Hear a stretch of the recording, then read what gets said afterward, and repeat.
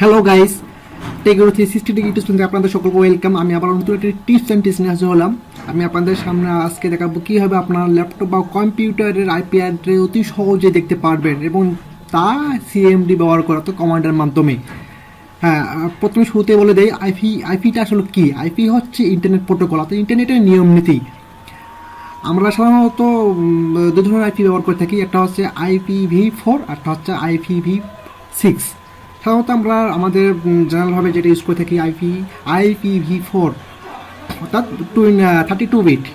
চলুন শুরু করা যাক। আপনারা কী হবে সিএমডি মাধ্যমে কমান্ডের মাধ্যমে আপনার আইপি অ্যাড্রেসটি অতি সহজে দিতে পারবেন। প্রথমত আপনারা আপনার ল্যাপটপ বা কম্পিউটারে স্টার্ট মেনুতে যাবেন।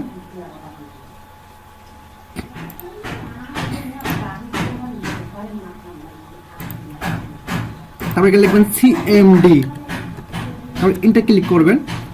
তারপর লিখবেন ipconfig/all। হ্যাঁ, এইগুলো আপনারা একটা পেজ দেখতে পারবেন।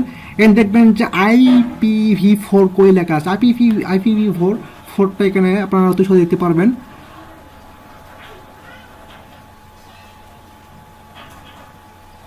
হ্যাঁ,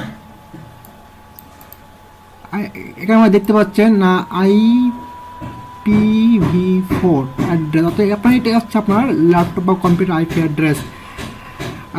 তাহলে আমরা দেখলাম যে আপনারা কীভাবে অতি সহজে একটি আইপি অ্যাড্রেস, অর্থাৎ আপনার ল্যাপটপ কম্পিউটার আইপি অ্যাড্রেস বের করতে পারবেন এবং সিএমডি ব্যবহার মাধ্যমে।